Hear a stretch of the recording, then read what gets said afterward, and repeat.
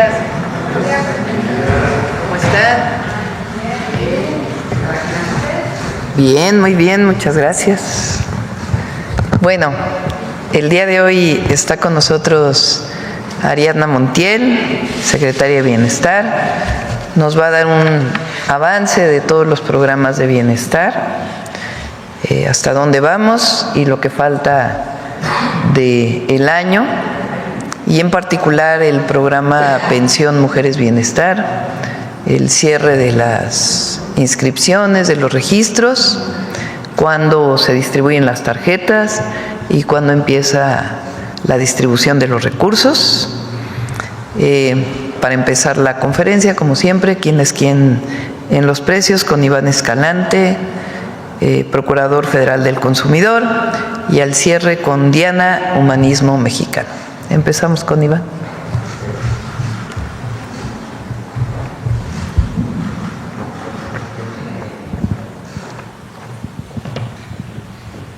Gracias. Muy buenos días a todas y a todos. Con su permiso, Presidenta, iniciamos con el quién es quién en los precios, con una muy buena noticia. Finabien sigue siendo la remesadora que más pesos da por los dólares de nuestros paisanos que envían a México. En un ejercicio de $400 que hacemos en la calculadora de Profeco, nos arroja que para la modalidad de depósito a cuenta o transferencia, Finabien nos da 7,638 pesos con 47 centavos, mientras que otras opciones nos pueden llegar a dar incluso 50, 60 pesos menos. Por lo tanto, les vamos a poner a Finabien y a este bloque de remesadoras una palomita. Y a este otro, como RIA Money Transfer, y este bloque que da mucho menos pesos por sus dólares, les vamos a poner un tache. Recordar que esta es en la modalidad de depósito a cuenta o transferencia. La que sigue, por favor.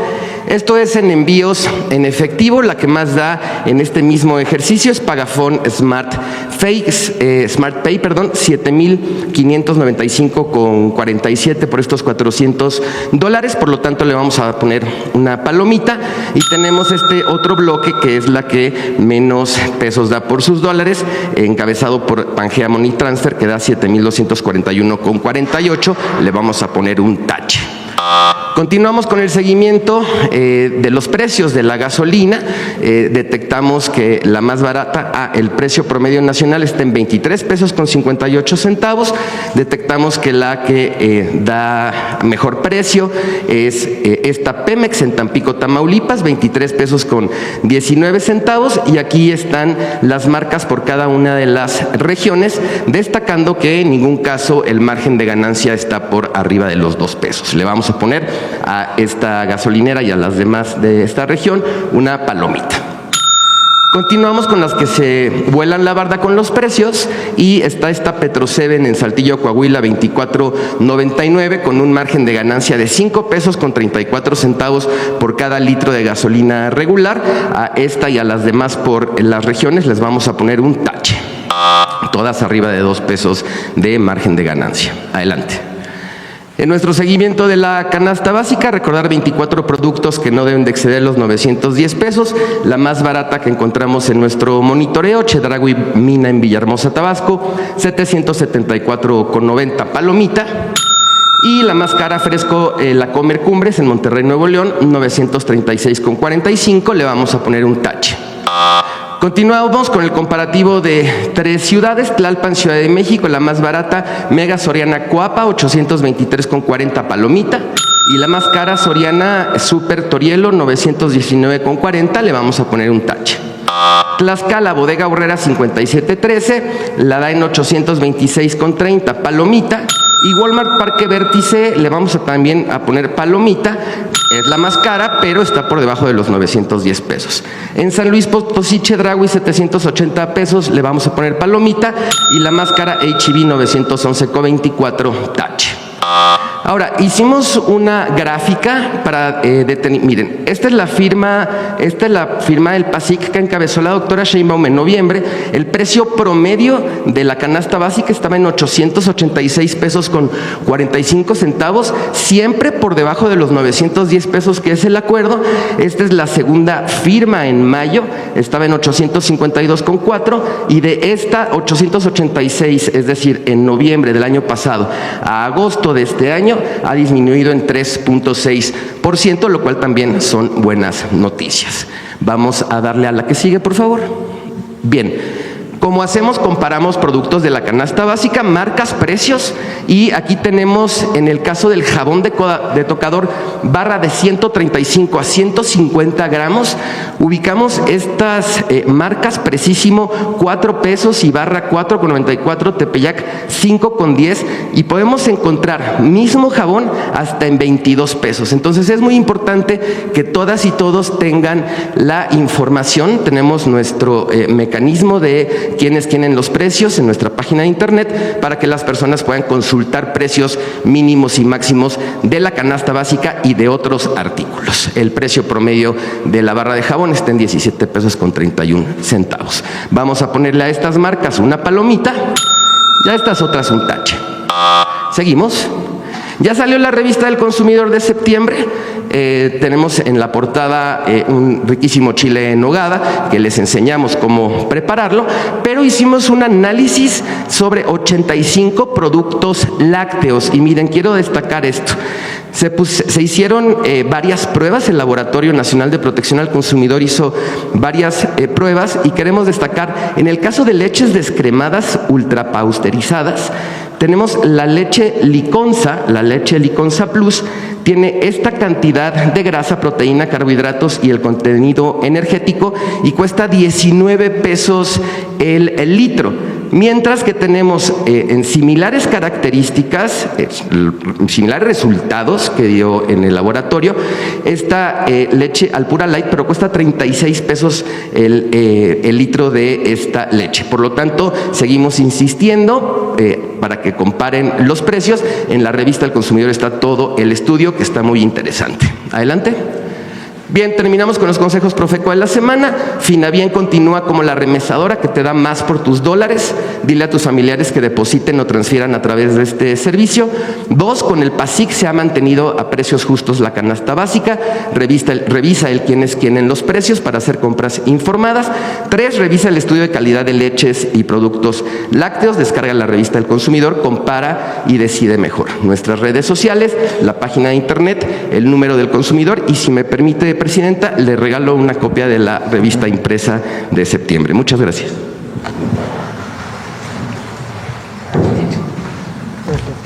Gracias, Presidenta. Gracias, Presidenta. Adelante.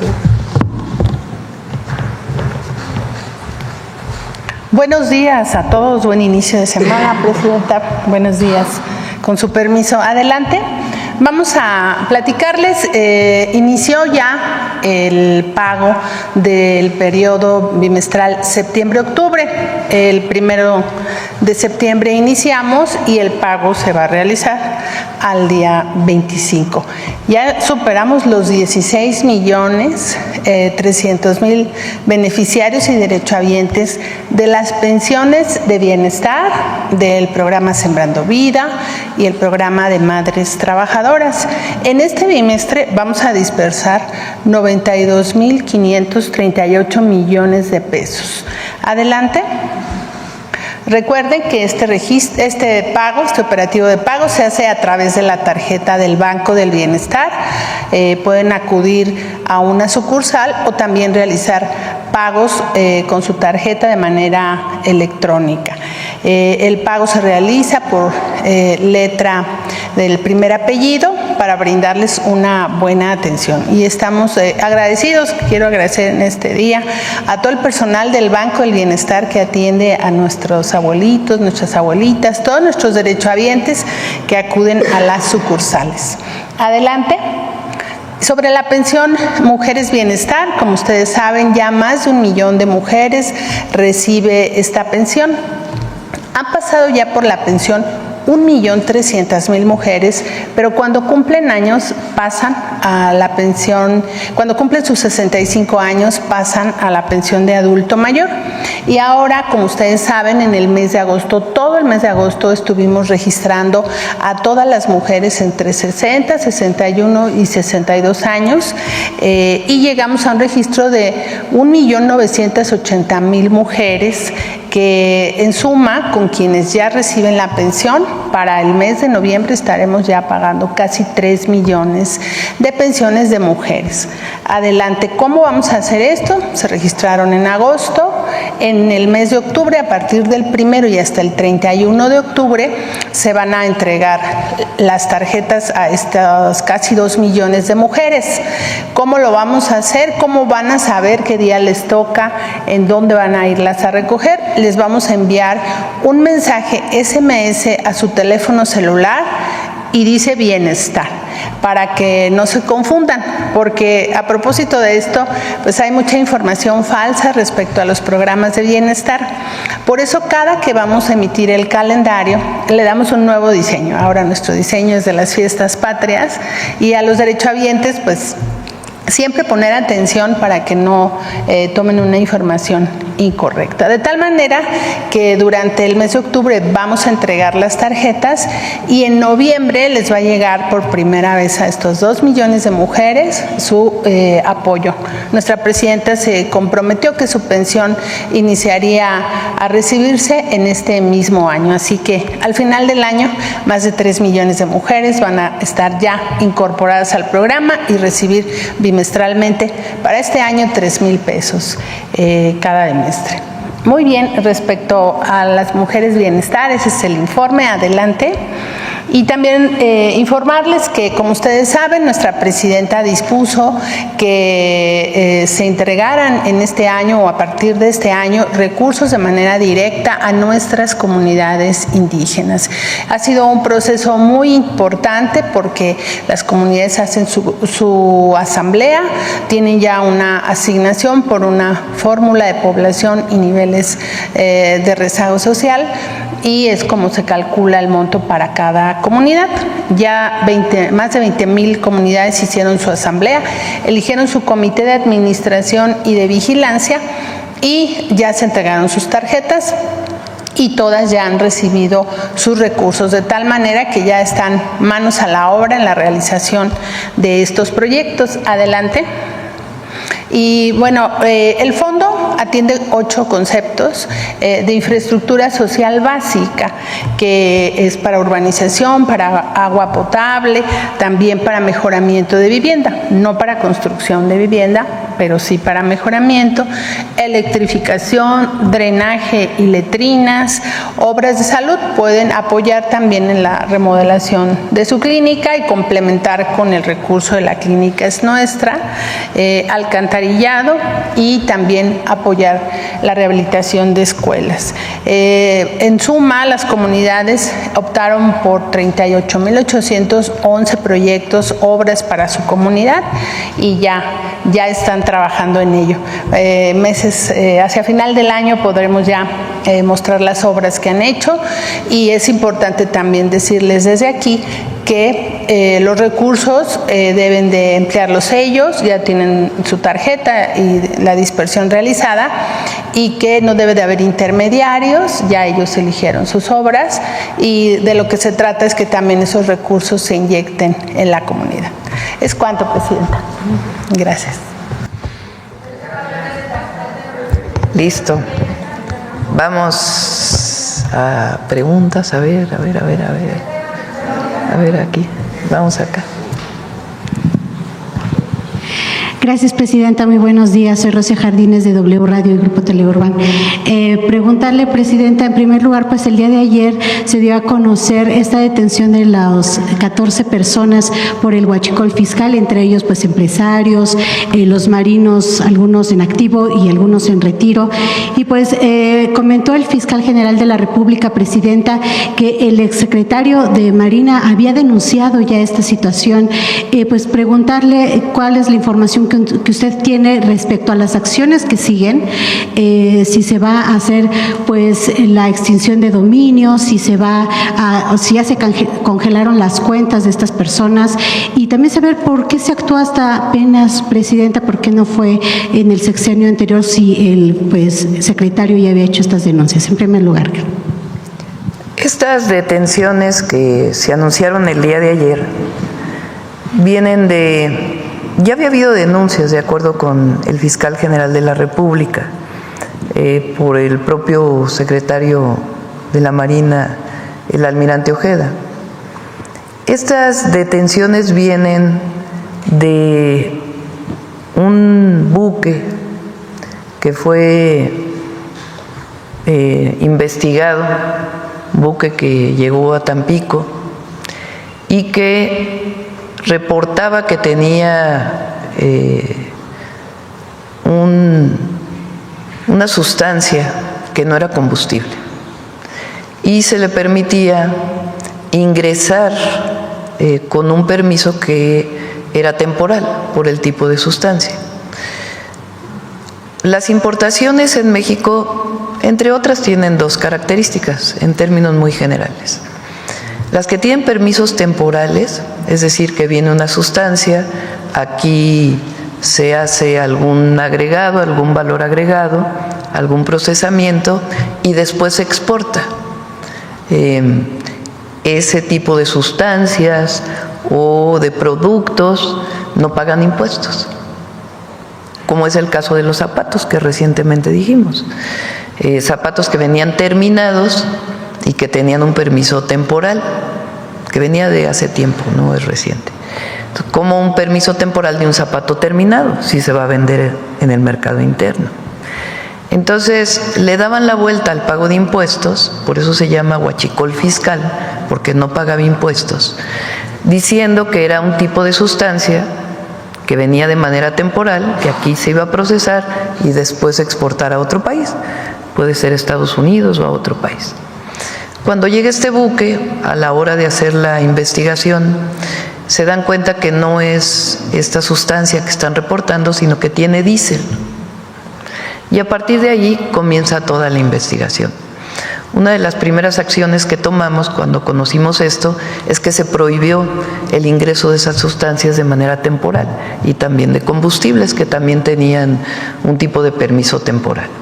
Pero viene toda la investigación de la Fiscalía General de la República, apoyo de la Secretaría de Seguridad y Protección Ciudadana y de la propia Secretaría de Marina, porque esa aduana pues está administrada por algunos elementos de la Secretaría de Marina. Ahí viene toda la investigación. Lleva tiempo hacer estas investigaciones para poder tener las pruebas y judicializarlas. Aunque sea evidente el delito de que viene con un permiso que no es y con eso no se pagaba impuesto, de todas maneras la investigación de quién está involucrado, cómo están involucrados, no es algo que se pueda hacer en un día, lleva bastante tiempo. Entonces, de esta investigación y de las denuncias previas que ya se habían hecho, vienen estas detenciones. Son detenciones a empresarios involucrados porque lo que hacían era, entra el diésel, no paga impuestos y después lo venden. Al no pagar impuestos lo venden a las gasolineras o a otros proveedores de combustible, de flotillas o que tienen permisos y no reportan de dónde venía este combustible y tienen ganancias muy altas, dado que no pagan impuestos. La importación de combustible está permitida siempre y cuando tengan un permiso de Secretaría de Energía y paguen sus impuestos y tenga la ruta de hacia qué gasolinera se está vendiendo para poderla vender después al consumidor final. Entonces, de ahí viene esta investigación y de ahí las detenciones. Y lo que es muy importante es el compromiso de cero impunidad. Cuando se encuentra una situación que es evidente, un entramado de corrupción y de ilícitos, pues lo que hay que hacer es cero impunidad y detener a todos aquellos que estén involucrados. Entonces así se dio esta situación y siguen las investigaciones. Recuerden que recientemente se encontró tanques, ferrotanques que venían en ferrocarril, que venían de Estados Unidos a México también, y esa investigación continúa, como otras investigaciones relacionadas con venta de combustibles ilícitos, sea por importación, llamado huachicol fiscal, o por algún otro mecanismo ilícito, ilegal. Entonces, Presidenta, sí podemos descartar que esta lentitud quizás en el proceso no tiene nada que ver con que hay relacionados dos sobrinos del exsecretario. No, como bien lo dijo el fiscal general de la República, el propio almirante Ojeda denunció ante la Fiscalía General de la República, dijo el fiscal, hace 2 años, y venían haciéndose las investigaciones por parte de la Fiscalía. Ahora, cuando llega este tanque cargado de diésel, pues viene todo un proceso de investigación que permite tener pruebas, mayores pruebas para poder hacer las detenciones. Presidenta, gracias. En otro tema, sabemos que mañana se dará el reporte de seguridad, pero quisiera preguntar su postura como Presidenta de la República. Nos ha hablado de esta importancia de tener el diálogo que se mantiene con Estados Unidos, de si pasa algo allá, se reporta acá, se actúa aquí y viceversa. La semana pasada, en los Estados Unidos anunció el ICE el decomiso de más de 300,000 kilogramos de sustancias que iban a utilizarse para la droga y que iban a ser enviadas para el cártel de Sinaloa aquí en México. Y también pues se habló este fin de semana de un aseguramiento, de un desmantelamiento en Polonia de un narcolaboratorio que también tenía precursores que iban dirigidos al cártel de Sinaloa. Saber la información que usted tiene, la que se le ha dado, si en el momento también se le dio a conocer esto por parte de Estados Unidos, cómo es que se ha fortalecido tanto el cártel de Sinaloa, Presidenta, si se ha actuado desde, pues hablemos desde el sexenio pasado en contra del narco y pues parece que se sigue haciendo fuerte. Mañana pueden informar el Gabinete de Seguridad con más detalle. Ok, Presidenta, pues en otros temas preguntarle, el Partido Verde ya está analizando la posibilidad de mantener una ruptura con Morena para 2027. Dicen en primer lugar que bueno, hay cuadros que pueden servir en el mismo Partido Verde para las gubernaturas que se van a jugar en ese año. Sin embargo, pues el senador Luis Melgar dijo que también se viola el hecho de que adentro de Morena hay ratas, así lo dijo, y entre ellos incluyó al exgobernador de Chiapas, Rutilio Escandón, y también al grupo de Tabasco, pues que dirige Adán Augusto López, también senador. Saber qué respuesta le da usted al Partido Verde. Y por último, si me permite ya hacerle la pregunta, ¿quiénes van a ser los representantes de los poderes que usted invitará a todas las gestas para el mes de septiembre, Presidenta? Tanto lo de los niños héroes, el grito, el desfile. Muchas gracias. Le corresponde a Morena, ¿no?, definir sus alianzas para el 2027. Ya esa parte ya no nos corresponde a nosotros. Lo importante aquí es que los 3 partidos que nos postularon para el 2024 han estado votando juntos en el Congreso y eso es muy bueno porque permiten que siga avanzando la transformación y que siga mejorando la vida pública en el país. Ya los detalles del 27 pues ya les corresponde a Morena definir sus alianzas. Y al Partido Verde y al Partido del Trabajo y también a los otros partidos políticos. Incluso el Partido Verde dice que con usted no va a mantener ningún tipo de ruptura, que va a seguir apoyando al gobierno. Pero ¿no le afecta, Presidenta, a su administración? Corresponde a ellos. Ya. No necesitaría esa definición ya para el 27, fíjense, estamos en el 25 todavía. Todavía no pero es un buen momento para define el inicio de la jornada electoral es en 1 año más o menos, todavía le cuelga para Morena no para poder iniciar. Entonces, No me voy a meter al tema de las alianzas o no. Ya eso le corresponde a los partidos políticos. Morena no necesita un jaloncito de orejas. Ya no me voy a meter al tema de los partidos políticos. Gracias. De las alianzas y eso ya no le corresponde a la presidenta, le corresponde a los partidos sus alianzas en el 27. De los invitados, va a ser una ceremonia muy austera, muy austera. Esencialmente va a ser el gabinete legal. No, el 16 de septiembre, que ya hay más, en el desfile sí vamos a invitar a embajadores y a los poderes. Ya el 15 va a ser una ceremonia muy austera, con el gabinete nada más. Bueno, ¿quién más? A ver, aquí el compañero. Buenos días, Presidenta. Alejandro Alemán, de Diario Plaza Juárez y de la Red de Periodistas y Comunicadores en la CEMEX América. Mi primera pregunta es en relación a la red ferroviaria en Hidalgo. Ya se anunció que el tren que va de la IFA a Pachuca, ya se anunciaron las estaciones que va a tener, la de Empalme del Rey, la de Parque Industrial Plata, la de Telles y la de Pachuca. Sin embargo, hay otras líneas que pudieran cruzar el estado. Estoy hablando del tren México-Querétaro. Pasa por Tula, el México-Querétaro. Ok, y la de Irapuato, no sé si pasaría por Hidalgo, y la de México-Puebla, Veracruz, ¿también pasarían por Hidalgo o no están confirmadas? Sí, México-Puebla, Veracruz, estamos haciendo el estudio.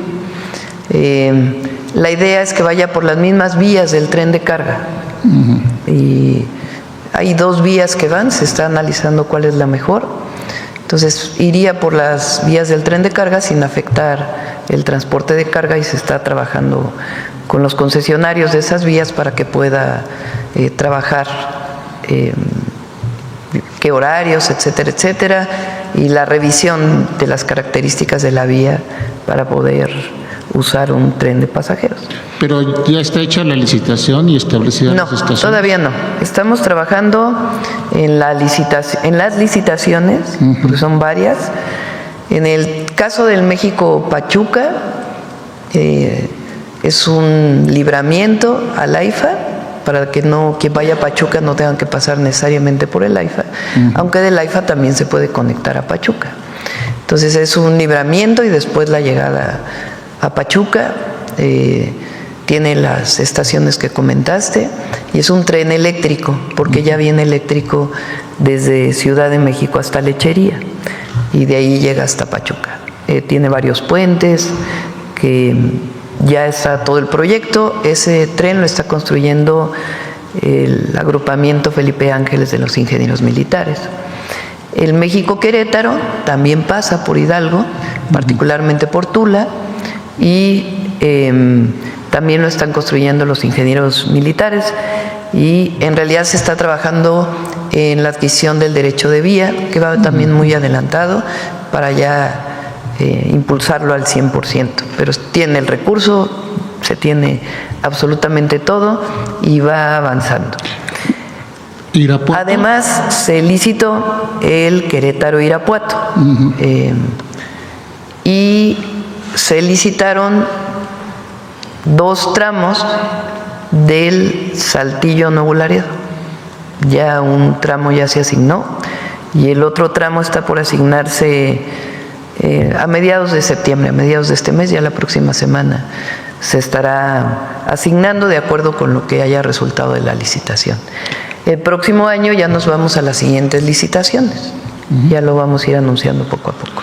Una precisión nada más. ¿El que va de Querétaro a Irapuato pasaría por el territorio hidalguense? ¿Tendría alguna estación o eso se está viendo? Ahora te comento, a ver si nos pasa Andrés la ruta. No, muchas gracias. Creo que no, pero ahora no quiero cometer un error para que nos pasen la ruta. Ok, muchas gracias. Mi siguiente planteamiento es en relación a las medicinas.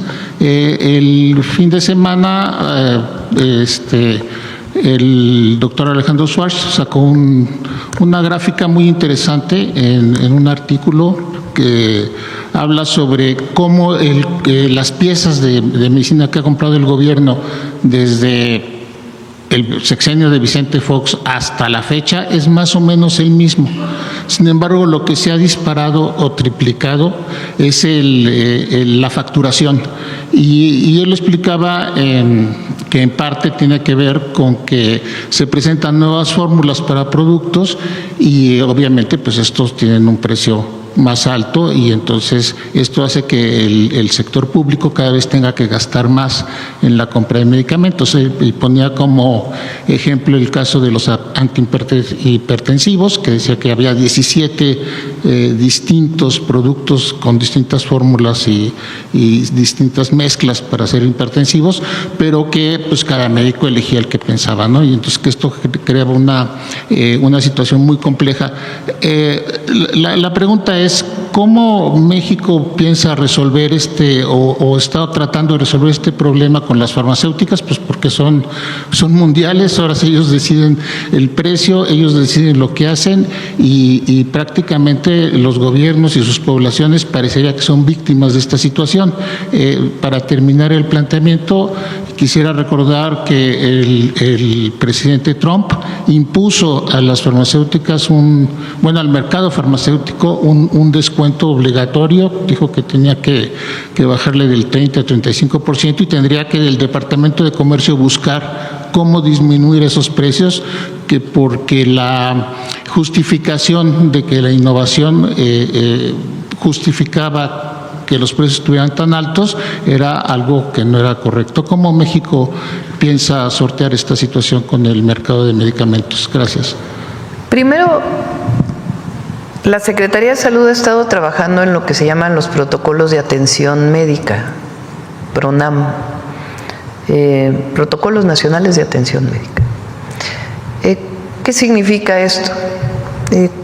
Nos dimos cuenta que a solicitud, digamos, de la demanda médica de un hospital, de un centro de salud, de acuerdo con lo que pedían en el propio centro o en el hospital, había una dispersión muy grande.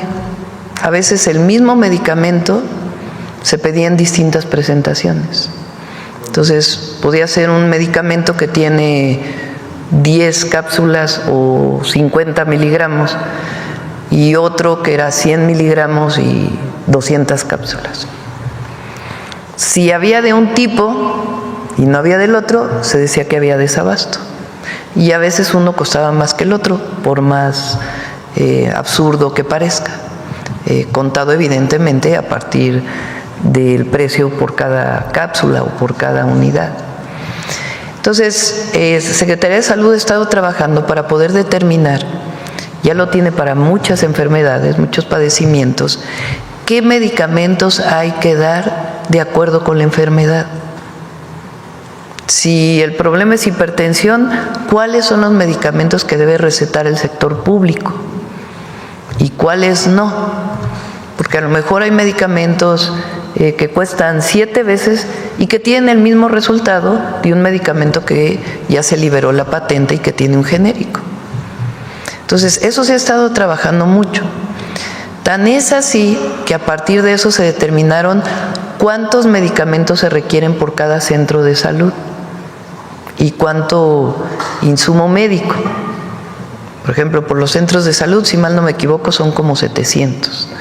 A partir de ahí se hizo el kit, el equipo que debe ser enviado, o los medicamentos, la lista de medicamentos que deben ser enviados cada mes.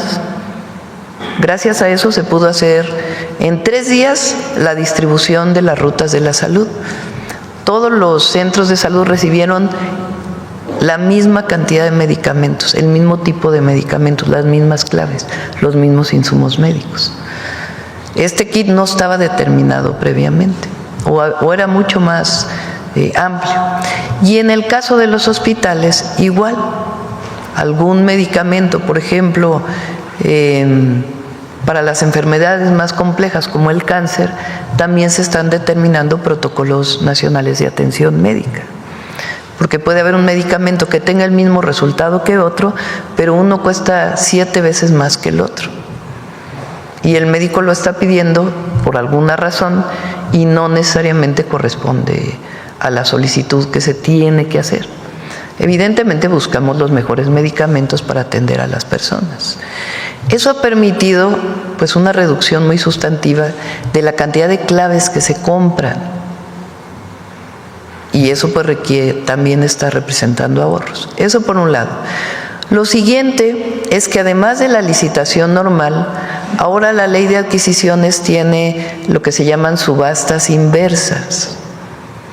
¿Qué quiere decir subasta inversa? Una subasta normal, cuando se subasta una obra de arte, pues la pregunta es quién da más por el precio. La subasta inversa es quién da menos con la misma calidad. Entonces se pone a competir a todas las empresas farmacéuticas que ofrecen un tipo de medicamento para ver quién da menos por ese medicamento. Eso permitió entre el año pasado y este año una disminución de alrededor de 25,000 millones de pesos, las subastas inversas. Y además podemos tomar en cuenta esto que mencionas, de buscar pues también generar, sobre todo para aquellos medicamentos de patente, porque donde es genérico disminuyen mucho los precios, donde ya se liberó la patente, pero los medicamentos de patente pues tienen precios muy altos en algunas ocasiones. Eso es lo que se está haciendo hasta ahora.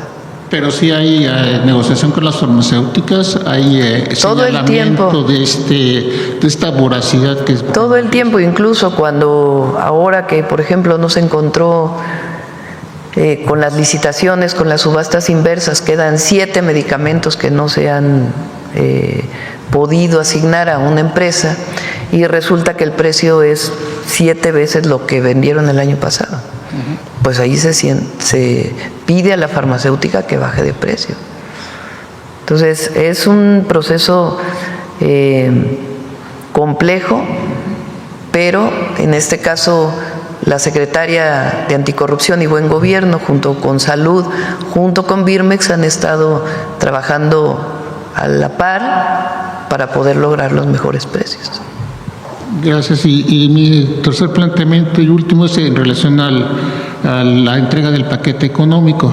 En lo relativo al presupuesto para relaciones exteriores, lo que se está previendo es que en Estados Unidos, con el presupuesto que ellos tienen de la Big Beautiful Bill, lo que va a aumentar es el número el dinero y el número de agentes de la patrulla fronteriza y de autoridades de migración para hacer este trabajo de acoso, porque no se le puede llamar de otra manera, o de reordenamiento migratorio.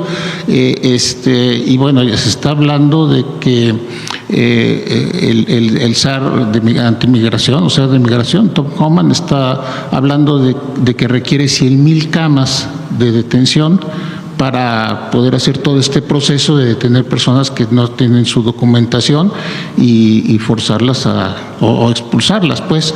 Entonces, esto implicará más gastos seguramente para relaciones exteriores. ¿Se está tomando en cuenta esto en el presupuesto? Sí, no va a faltar recurso para los consulados. Así hemos estado haciendo ahora. Si requiere más presupuesto, se envía más presupuesto a los consulados. No va a faltar recurso para poder apoyar a nuestros hermanos y hermanas migrantes. ¿Y cuánto se espera recabar del magno sorteo que va a ser precisamente para los migrantes? A ver si me recuerdan, Belmont, cuánto esperan recaudar. Creo que son 300 millones, ¿no? 340, algo así. Sí, bueno, aquí el asunto que hace ver la diferencia entre la protección consular y los repatriados es que las cifras de la Secretaría de Gobernación, que ve el tema de repatriados, están hablando de más de 80,000 repatriados, en tanto que las cifras de la Cancillería de a cuántos mexicanos se les ha prestado atención consular. En su última conferencia de prensa hablaron de 13,000, es decir, hay un diferencial muy grande entre personas que son repatriadas que no pasan por la protección consular. Y lo digo porque una persona que es repatriada es una persona que le quitan la vida, prácticamente su forma de vida. Regresa y... Todos los mexicanos y mexicanas que por alguna razón están siendo detenidos en Estados Unidos, algunos incluso con permisos que son detenidos, todos tienen derecho a la atención consular, todos. Hay algunos que la solicitan, hay algunos que no, y hay algunos que a lo mejor no tienen conocimiento.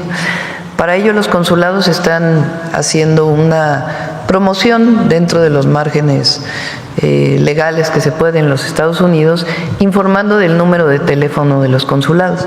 A ver si lo tienes por ahí, Belmont.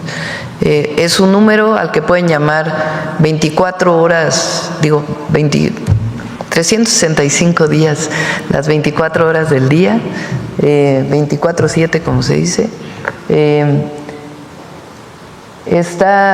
La línea de apoyo está en Estados Unidos y también tiene un call center desde México que está apoyando, lo reforzamos. Y reforzamos también el portal de apoyo a nuestros connacionales allá para que tengan toda la información. Entonces, todos tienen derecho a solicitar. Por ejemplo, nos informaron que de la última redada son 23 mexicanos que fueron detenidos en Georgia, ¿no? En esta planta de automotriz. 13 de ellos pidieron apoyo consular, 10 no pidieron apoyo consular. Todos tienen derecho a pedirlo y depende ya de ellos solicitarlo. De inmediato, cuando hay una redada, el consulado tiene instrucciones de en ese mismo instante que tienen conocimiento, solicitar información a las instituciones de Estados Unidos, a ICE se llama, que es principalmente quien ahora está haciendo estas injustas redadas. De inmediato se ponen en contacto con ellos para que pueda haber información. Desde aquí se solicita información a la Embajada de los Estados Unidos y se va a los distintos lugares de detención para poder tener comunicación directa con los familiares o con los detenidos. ¿Hay algo que se está esperando para Chicago, que ya se anunció en la investida, que van a entrar a Chicago? Está ahí los consulados pues atentos y alertas para poder apoyar, y todos nuestros paisanos que utilicen este número si tienen algún problema o sencillamente para asesoría. Ahora te informo. ¿Habrá capacidad, presidente, para atender a todos? 19 mexicanos y mexicanas todavía. Sí. Presidente, nada más para cerrar aquí, el tema es económico, que estamos esperando lo de la recaudación de la lotería. Me imagino que sería pero no les va a faltar recurso, lo que se requiera. Sale el presupuesto y si se requiere más recurso para la contratación de agencias de abogados que ayuden a nuestros connacionales, existirá el recurso. No, en eso. Bueno, no. La otra parte que es muy importante son las fianzas, aunque ahorita no están dando fianzas, sí son fianzas de $2,000, $3,000. Sí, también se apoya con distintas instituciones. Sí. Bueno, pues, muchas gracias. Sí. Bueno, ¿quién más? A ver aquí, financiero. Gracias, doctor. Eduardo Ortega, del periódico El Financiero. Hoy se presenta el paquete económico 2026, entonces quiero preguntarle si en este paquete se va a mantener como objetivo principal la disciplina fiscal para el próximo año. Vamos a entregarlo hoy en la tarde. Mañana hay conferencia de prensa de la Secretaría de Hacienda y el miércoles vienen aquí para poder contestar sus preguntas. Ahí, yo he explicado aquí que este año y el próximo año tenemos varios vencimientos de Pemex, de deudas de Pemex. Una vez más voy a explicarlo. La deuda que adquirió el sexenio de Peña Nieto. Cuando se adquiere deuda, pues hay que pagarla. Claro. Y hay vencimientos que se renegocian en la medida de lo posible, se refinancian para no tener cargas muy altas cada año. Pero particularmente la carga de 2025 y de 2026 para pagar amortizaciones, intereses, etcétera, de Pemex, que está apoyando la Secretaría de Hacienda, son muy importantes. Como explicamos cuando se presentó el programa de Pemex, el objetivo es que en el 2027 ya no tengamos estas cargas y vamos a seguir renegociando esta deuda para poder apoyar las finanzas públicas. Pero esta deuda que pasó de 60,000 millones de dólares a 105,000 millones de dólares tiene vencimientos muy importantes en el 25, o tuvo ya en el 25, todavía una parte falta, y en el 26. Y esa es una parte que estamos explicando en el presupuesto de estos años. Sí. Pero si nos permiten, pues ya que lo explique, evidentemente buscamos el menor déficit posible y la consolidación mayor en ese sentido, pero tenemos estos temas en el 25 y en el 26 que se están atendiendo. Hay una muy buena respuesta de las calificadoras a estos temas, o a este tema en particular. Y ya lo explicaría mañana en conferencia de prensa con mayor detalle Secretaría de Hacienda, y el miércoles vienen aquí para, si todavía quedan algunas dudas, poderlas contestar. Claro. Doctora, usted había mencionado que al parecer va a ser acompañado este paquete con una reforma aduanera. Sí. Entonces yo lo que quiero preguntarle, ¿qué proyección tiene usted de aumentar la recaudación fiscal con esta reforma? Muy importante. Hay dos temas que nos van a ayudar mucho. Hay algunas modificaciones que estamos haciendo a la a no tributarios y a otros esquemas de lo que se llama la miscelánea fiscal, que ya vamos a informar.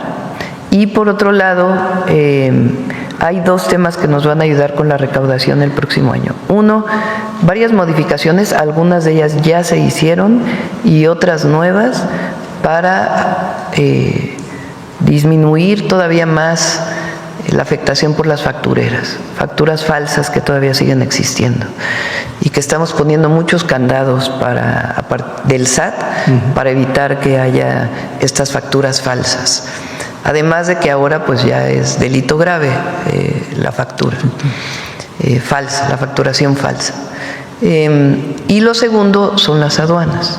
Estos dos acciones nos van a permitir todavía disminuir la evasión fiscal. Y vienen ya en el presupuesto y se presenta la ley de aduanas conjuntamente. ¿No se tiene una cifra estimada? Sí, pero ya quiero que lo diga la Secretaría de Hacienda mañana en su conferencia. Okay. Y el miércoles ya vendrían aquí para contestar alguna otra duda. Claro. Por otra parte, la semana pasada también usted mencionaba, doctora, que los bancos ya no van a poder reducir las aportaciones del IPAB. No sé si existan otro tipo de medidas de este tipo que tenga contempladas en este paquete económico. De este tipo esencialmente es esa. Y vienen muchos temas en el paquete. ¿Nuevos impuestos? Varios. No. Pero ya lo verán hoy, mañana en la conferencia y el miércoles lo explicamos. Vale. Garantía de todos los programas de bienestar, incluido el inicio de la beca para niños y niñas de primaria, como me comprometí. Todos los programas de bienestar están garantizados y también inversión pública. En ese sentido, doctora, ¿no existe preocupación en su gobierno no sé cuál es la expectativa de crecimiento que tengan, pero pues al parecer no es una gran expectativa de crecimiento de la economía? ¿No hay preocupación en su gobierno por mantener los programas sociales en el tiempo? O sea, que se puedan mantener. Los estamos garantizando. Hay garantía de los programas de bienestar. Ok. En otro tema, doctora, posteriormente a su informe, a su primer informe de gobierno, leí algunas notas que me llamaron la atención, que afirmaban que de acuerdo con el documento, su gobierno está explorando oportunidades de inversión con Cuba en el sector energético y minero. ¿Es así? No sé exactamente a qué se refiere esa parte del informe, habría que revisarlo, pero no. Es que hace referencia que algunos funcionarios de su gobierno visitaron Cuba en mayo pasado, en donde están explorando que haya inversión en el sector energético y minero. ¿Usted no lo tiene? No hemos hablado de eso. No se tiene contemplado. No sé. Tenemos colaboración con Cuba, lo saben, en varios temas. Los médicos cubanos que siguen aquí, vamos a seguir. Es un convenio establecido, tiene todo en regla y vamos a seguir con eso. Hay varios medicamentos que también adquirimos de Cuba. Hay uno en especial que vamos a impulsar el próximo año, que es el pie diabético. Cuba tiene un medicamento y un esquema de atención para evitar amputaciones muy exitoso. Ya hay clínicas de pie diabético con esta metodología, esta técnica, estos medicamentos en algunos centros de salud ampliados del IMSS Bienestar, y es algo muy importante para el país porque se está incrementando el tema del pie diabético. Entonces, en particular en este tema vamos a tener mayor colaboración con Cuba porque es el único país que tiene este medicamento y que tiene muchísimos resultados. Claro. Con respecto al programa de los médicos, ¿cuánto se va a presupuestar para el siguiente año? Les informo posteriormente. Por otra parte, doctora, la semana pasada Federico Dorin... Y tiene que ver con esto, porque se ha dicho mucho de que por qué ella Cuba. Es de los pocos países que están dispuestos a enviar médicos a México. Recuerden que en México, porque no se sustituye a ningún médico mexicano, a ninguno. El problema es que México dejó de graduar médicos especialistas durante demasiados años. A ver si todavía está la gráfica por ahí, que algunas veces ya tiene tiempo que no la ponemos, del IMSS, de los médicos especialistas graduados. Esta idea de que había que tener médicos de excelencia y que la manera de tener médicos de excelencia era cerrar el ingreso. Lo mismo se hizo en las universidades. Exámenes muy difíciles para que no pasaran. Y así vamos a tener médicos de excelencia. Pues sí, el problema es que dejaron de graduarse médicos de excelencia. Y teníamos médicos generales que querían entrar a una especialidad y que no se les permitía entrar a una especialidad porque teníamos que ser muy estrictos en el ingreso. Cosa que era absolutamente falsa. En realidad, no había el interés de seguir apoyando a la educación pública. Fíjense, del 2012 al 2018, médicos especialistas graduados en el IMSS pasó de 3.008 a 3.740, es decir, 700 más. Del 2018 al 2025, más del doble, 7.427 graduados. Sencillamente por darle oportunidad a más graduados de medicina general que pudieran estudiar una especialidad y poderle dar la beca, que además es muy poca, para poder estudiar las especialidades. Entonces, esta situación hace que en muchos lugares no pueda haber médicos especialistas de las especialidades que se requieren. Entonces, por eso se contratan médicos de otros países del mundo y en particular Cuba es quien ha dicho yo puedo enviar médicos especialistas. Doctora, hay quienes dicen, no lo digo yo, hay quienes dicen que esto es para financiar a la, abro comillas, dictadura cubana, cierro comillas. Sí, pues eso no es así. Pueden decir lo que quieran, pero lo cierto es que están ayudando a los más pobres de nuestro país, que son médicos muy buenos, graduados y que están dispuestos a venir a México a los lugares más apartados, donde muchas veces médicos mexicanos tampoco quieren irse a la montaña de Guerrero o a otros lugares. Y nosotros tenemos la obligación de atender a todas y a todos, y se requieren médicos especialistas. En el momento que haya más médicos especialistas, que ya no se requiera el apoyo de los médicos cubanos, pues a lo mejor ya no se contratarán.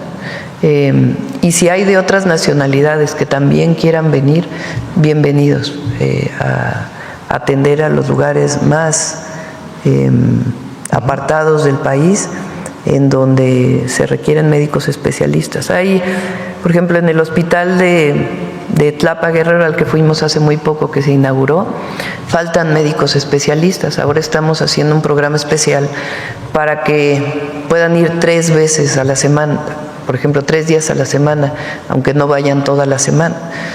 Pero tenemos que garantizar que los hospitales funcionen al 100 con los médicos que se requieren. Ok. Por otro lado, doctora, la semana pasada el diputado del PAN, Federico Dorin, denunció ante la Fiscalía General de la República a Andrés Manuel López Beltrán por huachicol y otros delitos. Pura politiquería. Eso es lo que le quería preguntar. Pura politiquería. De esto no, pero no sería necesario que se investigara también. Bueno, pues eso lo verá la Fiscalía, no nos corresponde a nosotros. Pero es pura politiquería de uno de los personajes conocidos por su corrupción. ¿Quién hace la denuncia? Usted mencionaba... Y un día les platico, porque yo fui jefa de gobierno. Les podemos platicar. Usted mencionaba que en el tema del huachicol iba a haber cero impunidad. Va a haber cero impunidad, Cero tope impunidad. hasta donde tope. Tope hasta donde tope. Estas detenciones que hizo la Fiscalía General con apoyo de la propia Secretaría de Marina, de la Secretaría de Seguridad y Protección Ciudadana, las investigaciones que se hicieron, pues lo muestran. Ahí donde hay involucramiento de un funcionario, cero impunidad. Nosotros dijimos cero impunidad a la corrupción. Y esta es una muestra de ello. Ahora, tiene que haber pruebas, porque es muy fácil acusar, pero construir una carpeta de investigación con las pruebas suficientes para demostrar que hay alguna persona involucrada, cualquiera, puede ser funcionario público o no. La detención de un presunto delincuente que no es en flagrancia requiere de una investigación muy profunda y de llevar pruebas. Coadyuva las secretarías de seguridad con las fiscalías. Las fiscalías tienen la obligación de construir buenas carpetas de investigación para que un juez les otorgue una orden de aprehensión. Claro.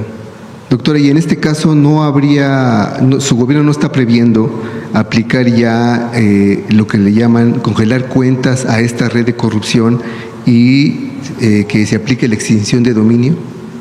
Cuando es necesario, sí. La UIF hace su trabajo, la Fiscalía hace su trabajo, y ahí donde es necesario hacer extinción de dominio, lo que haga falta, bloqueo de cuentas, etcétera, se hace. Es parte de las investigaciones y de las tareas que tienen que hacerse. Claro. Finalmente, doctora, ayer miles de ciudadanos marcharon en Culiacán, Sinaloa, para exigir paz a las autoridades de los 3 niveles de gobierno. En ese sentido yo le pregunto, ¿cuándo llegará la paz a Sinaloa? Hay una disminución, va mañana va a ir el Gabinete de Seguridad a Culiacán. Hay un buen resultado en agosto, por supuesto se requiere más. Venía una disminución, después hubo un incremento en Sinaloa en los 4 meses anteriores. Y en agosto hay una reducción, hubo un reforzamiento y se va a seguir atendiendo, se va a seguir. ¿Qué le dice usted a la gente que marchó ayer? Que vamos a seguir trabajando, y que estamos trabajando. ¿No pondría usted una fecha para acabar? Vamos a seguir trabajando. Ahí está el Gabinete de Seguridad, cada 15 días van, hay elementos del Ejército, de la Guardia Nacional, de Marina, investigación, hay muchas detenciones y vamos a ir pacificando Sinaloa, derivado, como ustedes saben, de la detención de un delincuente que provocó el conflicto en este grupo delictivo. Muchas gracias, doctora. Ya lo vamos a presentar. La idea es el próximo año ir ampliando las clínicas de pie diabético en el país, en distintos lugares. Es muy importante. Y es una técnica, una metodología y un medicamento o medicamentos que ha desarrollado Cuba que no tiene ningún otro país. Sí. Le decimos la próxima vez a Salud que puedan presentar esto, a Alejandro Schwartz. Bueno, vamos a ver por acá. A ver, aquí la compañera. Gracias, buenos días, presidenta Eunice Cruz de NX Noticias. Pues preguntar cuál es el balance después del primer fin de semana de gira que estuvo muy bueno. en los estados. Agradecer a todas y a todos. Estuvimos el viernes, fíjense que fuimos a varios estados gobernados por partidos que no son ni Morena, ni el Verde, ni el PT, por el PRIAN, y nos fue muy bien. Estuvimos en Guanajuato, estuvimos en Aguascalientes. Agradezco a las gobernadoras de Guanajuato y Aguascalientes porque fue una muy buena recepción y estamos trabajando además de manera coordinada, como debe ser, independientemente del partido del que provenimos. Es muy importante la coordinación. Fueron muy buenos eventos. Después fuimos a Zacatecas. El primer día fue Guanajuato, Aguascalientes, Zacatecas. El siguiente día fue Durango, Sonora y Nuevo León. Bueno, también Nuevo León, gobernado por Samuel García. También muy buena coordinación. La macroplaza llenísima, muy bonito. De ahí fuimos a Nuevo León, luego estuvimos en Coahuila, después en Tamaulipas y luego ayer en Veracruz. Es la macroplaza, luego ese es Tamaulipas. Este es Durango. No, Coahuila. Este es Coahuila. Este es Veracruz, ahí en el estadio de béisbol. Zacatecas, es cuando íbamos llegando, que ya se oscureció, pero estaba llena la plaza también. Fueron, en total, este es Guanajuato, ¿no? Aguascalientes, no, es Guanajuato. Presidenta, ¿y en total como cuántas? Fueron alrededor de 130,000 personas juntando todos los eventos. Y lo que hacemos es que pues damos un informe general, luego informamos de cuántas personas reciben los programas de bienestar, los nuevos programas de bienestar, los beneficiarios de Infonavit, de Fobiste, cuántas viviendas vamos a construir en cada entidad y las obras que ya iniciaron o que vamos a iniciar en el próximo año en cada entidad de la República. Gracias. ¿Quién más? Todavía. A ver acá. Gracias, buenos días, presidenta. Arturo Pavón del Chapucero y Efecto Colateral. Preguntarle de Profeco si nos puede dar un panorama sobre si hay obligación de los padres de familia de la compra del uniforme. Lo comento porque pues nos han denunciado de una escuela de bachillerato tecnológico que está en Iztacalco, un centro multimodal de actividades de ciencias del mar, donde pues ya les pasaron un volante para decirles que tienen que estar uniformados a partir del 17 de septiembre. Es un uniforme que nada tiene que ver con las actividades que son pues tecnológicas, pero son uniformes de gala, deportivos, que bueno, sí llevan deportes, pero están en un precio de 900 pesos el de deportes y el de gala también 900. Está en 1,800 y luego les dicen que por gestión de la misma dirección y los padres de familia lo dejan en una oferta de 1,300 pesos el paquete.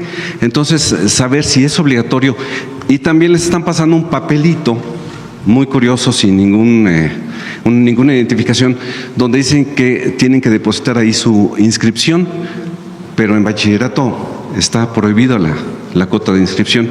Si nos podrían dar un panorama, por favor. Gracias. Con mucho gusto. Perdón, nada más la pregunta, ¿es una escuela privada o es pública? No, es pública. Con muchísimo gusto, si me da la información, lo revisamos incluso con la SEP, con quien también tenemos la vinculación para revisar este tipo de cosas. No hemos tenido quejas radicadas ni de incremento de precios. Sí vimos algunas notas, pero como lo informamos aquí y también ya dimos a conocer los resultados de todo el operativo que realizamos para el seguimiento tanto de comportamiento comercial como de quejas, en realidad no tenemos quejas radicadas sobre incrementos o sobre algún tema en particular sobre útiles y uniformes escolares. Solamente estuvimos recogiendo información de redes sociales y dándole respuesta a las personas consumidoras a través de esas mismas vías. Pero si usted nos pasa la información precisa de esta escuela, con muchísimo gusto nos sentamos con SEP y lo revisamos. Sí, muchas gracias. Gracias. No debería ser. No debería. Sí, nos pasaron el dato los padres de familia y por eso lo quisimos traer aquí. Por otro lado, en el tema de Sinaloa, también sabemos que es cuestión de cultura, de lo que se va a valer, digamos, para poder resolver muchos de los asuntos que hay allá en Sinaloa, entre lo que es el arte, la ciencia y pues vaya, lo que es la educación, la academia.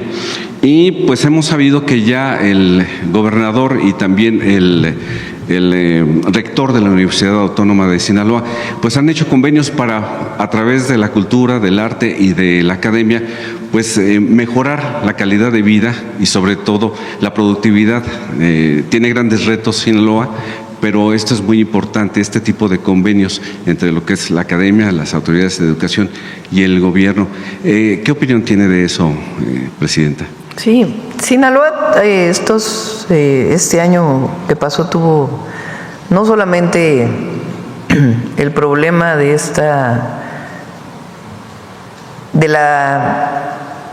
cómo la detención del Mayo Zambada generó la manera en que se hizo, generó esta disputa dentro de un grupo delictivo que ha llevado a estos niveles de violencia. Que, por cierto, no tenemos esa información, ¿verdad? Sino que también vivió una sequía muy fuerte. De hecho, ahora ha estado lloviendo, pero no ha llegado a llenar las presas. Ustedes saben que Sinaloa pues es el estado que más maíz produce y muchos otros productos. El jitomate, pues ahora tenemos el problema de arancel que pusieron. Entonces ha tenido una diversidad de problemas que le han afectado. Ahora en seguridad se está trabajando para disminuir y evidentemente pues todo lo que se haga para atender las causas que generan la violencia pues es muy bueno. Y ahora pues por lo menos este año hay menos sequía y la producción va a ser mayor. Entonces este año va a ser mejor que el último periodo del año del 2024, cuando inició este periodo de violencia y este problema de la sequía que han estado viviendo. Este convenio entre el rector Jesús Medueñas con el gobernador parece que va hacia buen puerto. Ojalá que tenga sí también el apoyo del gobierno federal. Y por otro lado, ya para finalizar, en cuestión del bienestar, nos reportan desde Guadalajara que tienen pocos cajeros y que pues la mayoría del tiempo están descompuestos o están fuera de servicio o en mantenimiento. Nos pasan el reporte de que hay personas mayores, ya mujeres también pensionadas, que no han podido sacar su dinero. Lo revisamos de inmediato. Hablamos con Banco de Bienestar y lo revisamos y les damos el reporte. Gracias, sería todo. Gracias. ¿Quién más por acá? A ver, compañero. Atrás y luego adelante, si quieres parar. Gracias, Presidenta. Buenos días. Mi nombre es Héctor Latempa, de Puntos Suspensivos Radio, Puntos Suspensivos Comunicación. Agradezco que me dé la palabra. Digo, no reprocho, pero he llevado un poquito más de 3 meses de no poder participar. Pero gracias. Señora Presidenta, me permito dar voz al siguiente reporte ciudadano urgente desde el estado de Chihuahua, que clama por justicia, seguridad y atención del Gobierno de México. Y la razón de traer este asunto, que en apariencia es local, hasta esta conferencia del pueblo, es doble.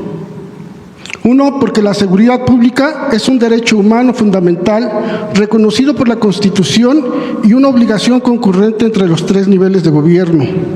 Y 2, porque ya existe un patrón nacional documentado en otros estados, donde costosos sistemas de videovigilancia y supuestas certificaciones internacionales no se traducen en prevención ni sanción efectiva del delito, a pesar de recibir recursos federales o fondos con reglas de operación supervisadas por la Federación.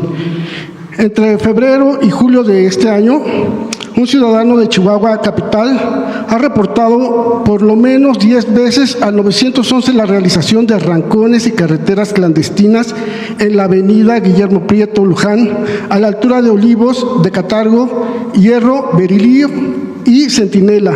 ¿En la ciudad de Chihuahua? ¿O en Así dónde? es. Bueno, pues ahí sí el alcalde, ¿no? Policía municipal y estatal certificada por la CALEA y supuestos sistemas de vigilancia de última generación. Aquí tengo los folios y fechas registrados. En todos los casos, 0 detenidos, 0 sanciones y 0 prevención del delito. Presidenta, no es un hecho aislado. Aquí en la propia conferencia del pueblo, usted ya ha abordado denuncias similares sobre contratos millonarios en seguridad tecnológica, como en Guanajuato y Querétaro, que no han reducido la violencia. Usted misma señaló que no es solo tener cámaras, sino saber cómo se usan y garantizar que los recursos no se malutilicen. En Chihuahua se observa un fenómeno similar al de otros estados, una inversión considerable en tecnología de seguridad que en la práctica no parece estar cumpliendo con el objetivo de prevenir el delito ni proteger a la ciudadanía.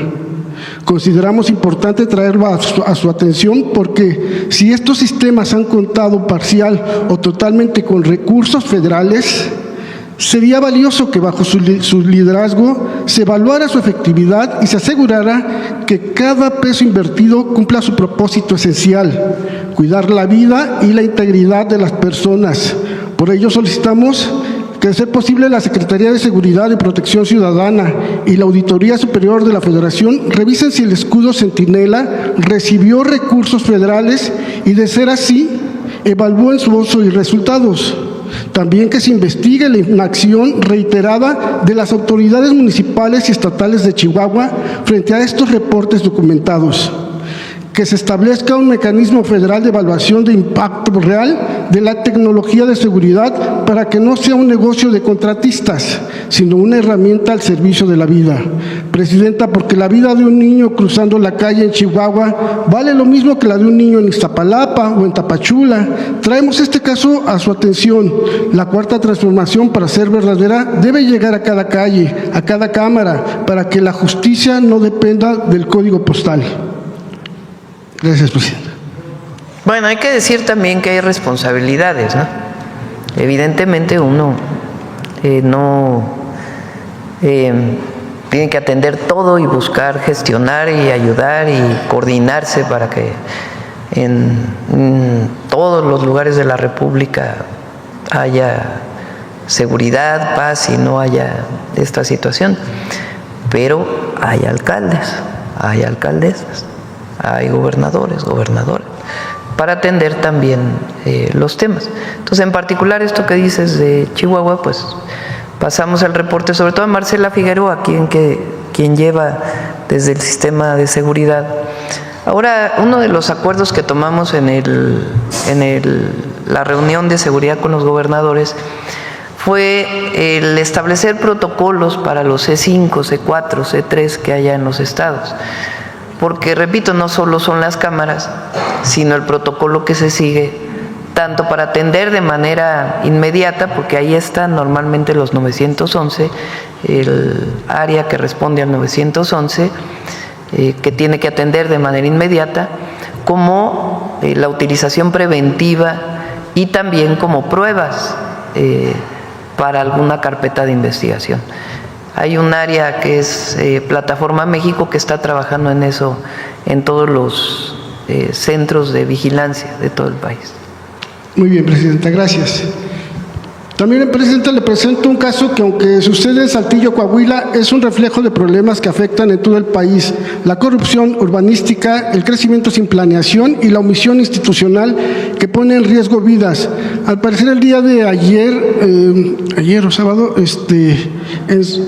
ayer o el sábado, no recuerdo, ahora que estuve ahí en Saltillo, se acercaron con usted precisamente, ya cuando iba de regreso en su camioneta, una de las denunciantes, que voy a omitir su nombre, pero ayer al parecer le dieron a conocer esta denuncia. De todos modos la quiero hacer aquí pública.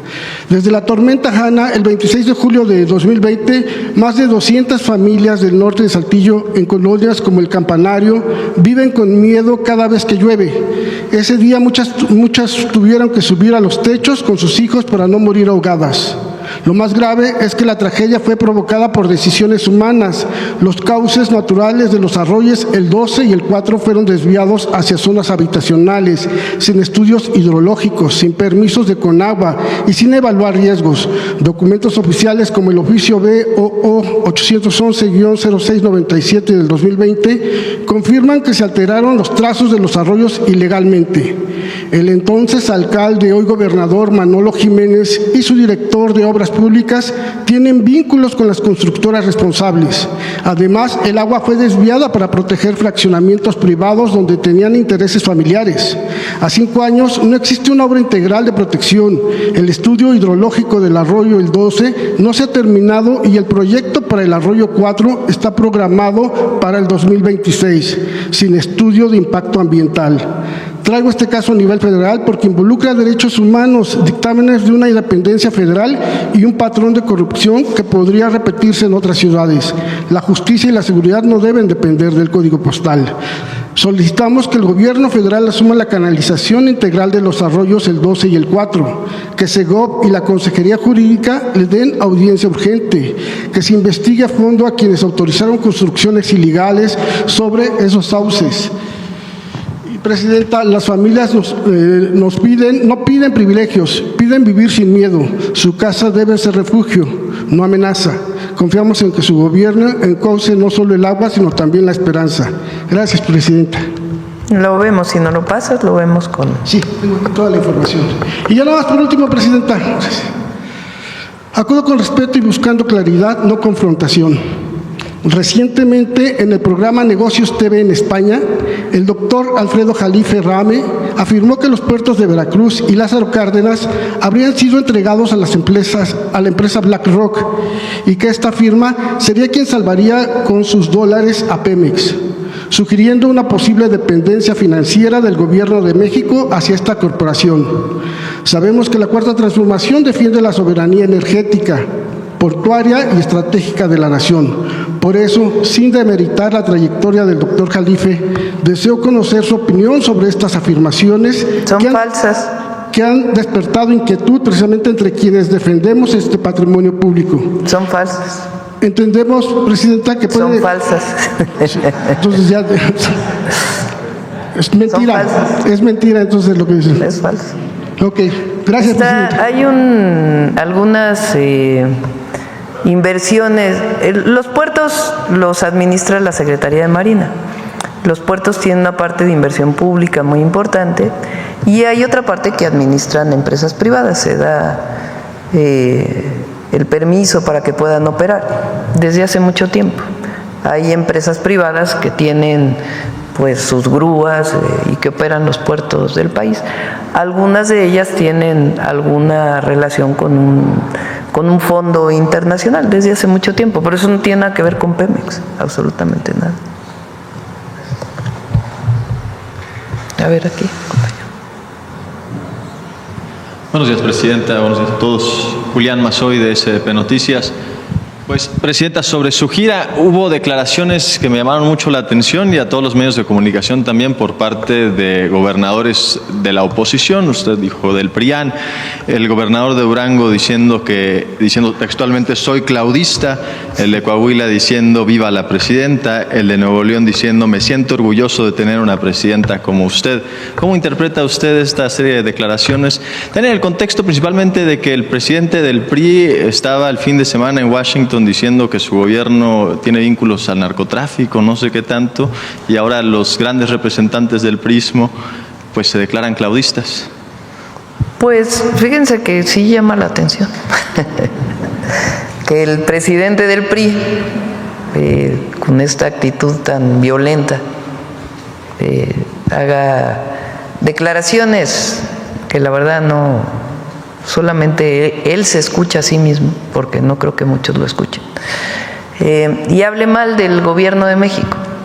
Es más, vaya a Estados Unidos a pedir la intervención de Estados Unidos en México. O sea, más vendepatrias no puede haber. Y en cambio, con los gobernadores de oposición tenemos buena relación, particularmente con los del PRI y también con todos, pero en particular, como estamos hablando del presidente del PRI y con el gobernador de Durango y de Coahuila, pues hay relación institucional, colaboración, coordinación, y agradezco pues obviamente sus palabras. Pero sobre todo lo más importante es que gobernamos a los habitantes de Durango, de Coahuila juntos, ellos como gobernadores y en mi caso como presidenta. Y tiene que haber coordinación y colaboración, y cuando hay elecciones pues ya los partidos hacen su trabajo y los candidatos o candidatas, pero hay muy buena coordinación y colaboración y hay un reconocimiento del trabajo del gobierno de México. Entonces pues quién sabe qué esté pasando ahí, ¿verdad? Dentro del PRI o del PRIAN, porque también con las gobernadoras de Aguascalientes y de Guanajuato, el de Querétaro, hay buena relación, se trabaja conjuntamente, institucional, como debe de ser. Pero pues el presidente del PAN, el mayor exponente del cártel inmobiliario, pues no habla bien del gobierno. Entonces pues sí, llama la atención.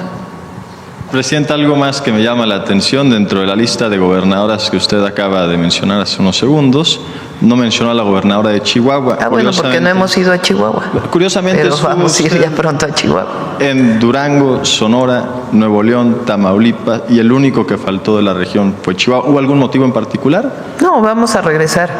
Es el diseño de las giras, como lo hacemos, pero vamos a ir a las 32 entidades. Muy bien, Presidenta.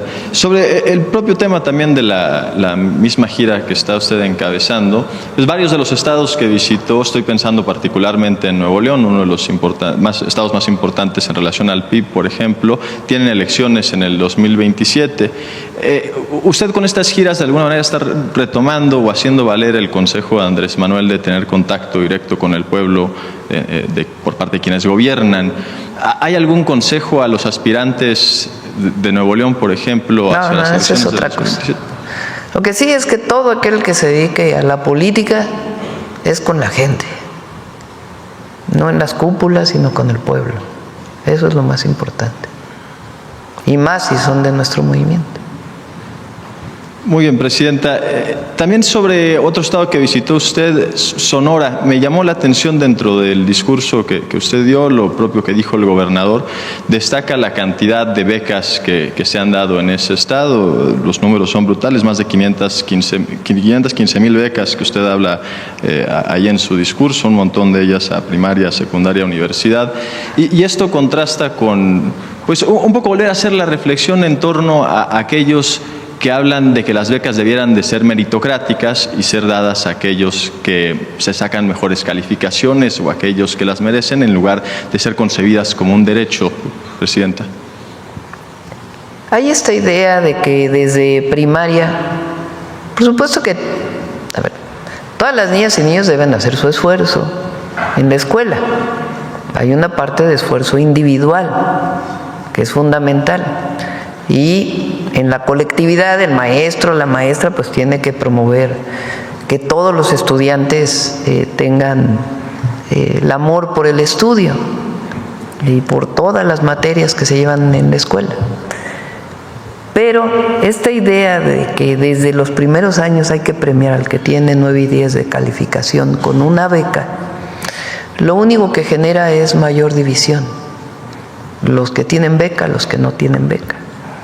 Los que tienen talento, los que no tienen talento. Y lo que deben buscar los gobiernos es la igualdad, la equidad. No se puede calificar igual a un niño o una niña que no llegó desayunado a la escuela que quien llegó desayunado a la escuela. A un niño o una niña que tiene problemas en su casa con quien no tiene problemas. A un niño o una niña que solamente está la madre, por ejemplo, cuidando, una madre soltera, como se llama, o madre trabajadora, que cuando los dos aportan económicamente o en términos del hogar. Entonces nuestra visión es que todos deben tener lo mínimo indispensable para ir a la escuela. Entonces la beca tiene que ver con uniformes, útiles, el apoyo alimenticio, lo mínimo indispensable para ir a la escuela. De tal manera que emparejes. Y ya de ahí, pues ya es el esfuerzo individual, el apoyo que se puede dar. Hay niños y niñas que les gustan más las matemáticas, que les gusta más la lectura, que les gusta más el deporte, eso es natural. Y cada uno tiene distintas preferencias. Pero es muy importante que todos lleguen parejo a la escuela, parejas, parejos a la escuela. Y por eso becamos a todas y a todos. Ese es el objetivo. Presidenta, me surge otra pregunta de seguimiento a la primera que hice, quizás la debía haber hecho antes. Gobierna el PRI en Durango y en Coahuila, como usted lo dijo, pero viendo esas declaraciones de los gobernadores, ¿diría usted que gobierna la Cuarta Transformación a través de algún otro partido o no los identifica con la Cuarta Transformación? Cada uno tiene su visión. Nos coordinamos institucionalmente, pero cada uno tiene su visión. Y hay diferencias cuando gobierna un partido político de cuando gobierna otro. Tiene que haber buenos gobernantes en todos los casos, ¿verdad? Pero hay diferencias, hay visiones. Entonces, hay una visión que es de la Cuarta Transformación y visiones distintas. Pero hay coordinación institucional y el gobierno de la República busca apoyar a todos los habitantes de todas las entidades de la República. Evidentemente, pues en la coordinación con los gobernadores. Hacemos obras de agua, carreteras, trenes, y eso ayuda al desarrollo del Estado. Pero evidentemente, si vienes de uno o de otro partido político, pues tienes una visión distinta. Otra pregunta de un último tema, Presidenta, otro por completo. El Club América ha recientemente denunciado, quizás sutilmente, abusos de autoridad por parte del alcalde de la Benito Juárez, cuyo nombre no recuerdo y prefiero no acordarme, por motivos de que se inventa un pleito vecinal para no permitir el acceso de los aficionados que viajan de todos los estados de la República a un partido de fútbol la semana pasada. Perdieron recientemente, o ganó un amparo más bien el Club América para evitar este abuso de autoridad por parte del alcalde. Pues sería bueno que se denunciara, ¿no? Si de veras hay un acto de corrupción o de intimidación, pues que se denuncie y que se investigue. Muchas gracias, Presidenta. Bueno, cerramos, 9:15, nos vamos temprano hoy. Humanismo mexicano.